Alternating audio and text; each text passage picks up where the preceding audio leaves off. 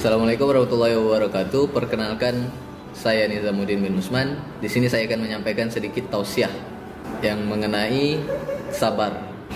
Alhamdulillahirabbil alamin, wassalatu wassalamu ala asyrafil anbiya'i wal mursalin wa ala alihi washabbihi ajmain. Melatih kesabaran memang berat dan terkadang pahit, namun buahnya sangat manis. Allah Subhanahu wa taala berfirman dalam surat Al-Baqarah ayat 153, Ya ayyuhallazina amanu ista'inu bis-sabri was-shalah innallaha ma'as-sabirin. Artinya, wahai orang-orang yang beriman, mohonlah pertolongan kepada Allah dengan sabar dan salat. Sungguh Allah beserta orang-orang yang sabar. Dalam ayat tersebut disebutkan bahwa Allah bersama orang-orang yang sabar. Apa yang lebih manis dari kebersamaan dengan Allah? Bahkan dalam surah Ali Imran ayat 136 Allah berfirman, Wallahu yuhibbus sabirin. Dan Allah mencintai orang-orang yang sabar. Bukankah sungguh manis kita dicintai oleh Allah?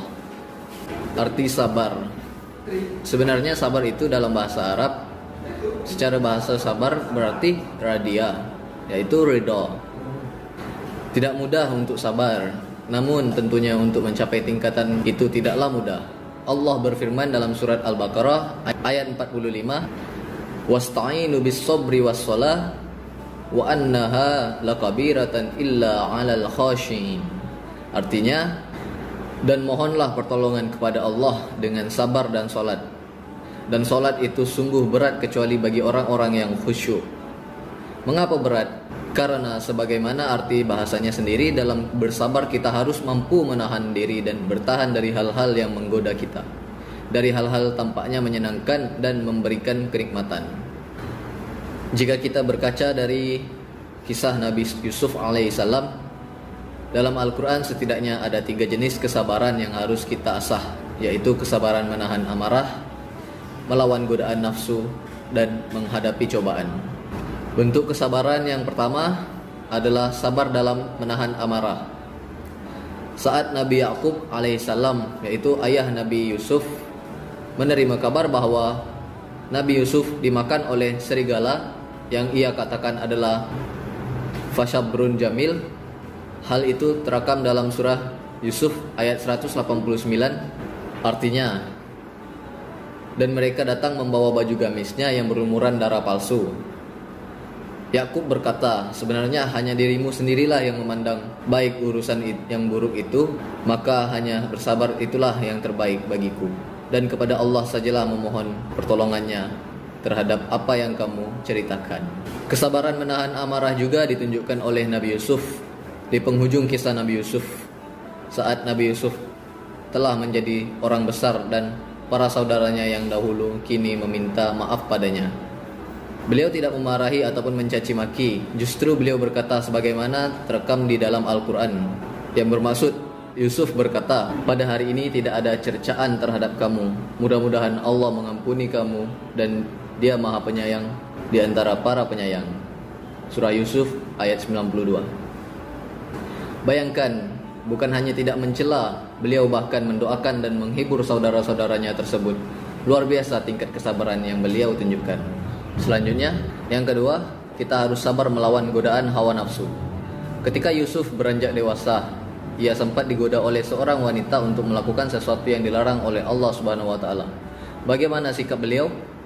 Beliau berlindung pada Allah Subhanahu wa taala dan berlari menjauhi godaan itu. Dalam surah Yusuf ayat 23, Allah menceritakan kisah ini, yang artinya, dan perempuan yang Yusuf tinggalkan di rumahnya menggoda dirinya, dan dia menutup pintu-pintu lalu berkata, marilah mendekat kepadaku Yusuf, aku berlindung kepada Allah, Tuanku telah memperlakukan aku dengan baik. Sesungguhnya orang yang zalim itu tidak akan beruntung. Yang ketiga, kita juga harus sabar dalam menghadapi musibah. Dalam surah Yusuf, Allah mengisahkan bagaimana sang raja bermimpi melihat 7 ekor sapi betina yang gemuk dimakan oleh 7 ekor sapi betina yang kurus, 7 tangkal gandum yang hijau, dan 7 tangkal lainnya yang kering. Nabi Yusuf mentakwilkan mimpi itu sebagaimana berikut. Agar kamu bercocok tanam 7 tahun berturut-turut. Sebagaimana biasa, kemudian apa yang kamu jual hendaklah kamu biarkan di tangkainya kecuali sedikit untuk kamu makan. Kemudian setelah itu akan datang 7 tahun yang sangat sulit, yang menghabiskan apa yang kamu simpan untuk menghadapinya, kecuali sedikit dari apa yang kamu simpan. Setelah itu akan datang tahun di mana manusia diberi hujan.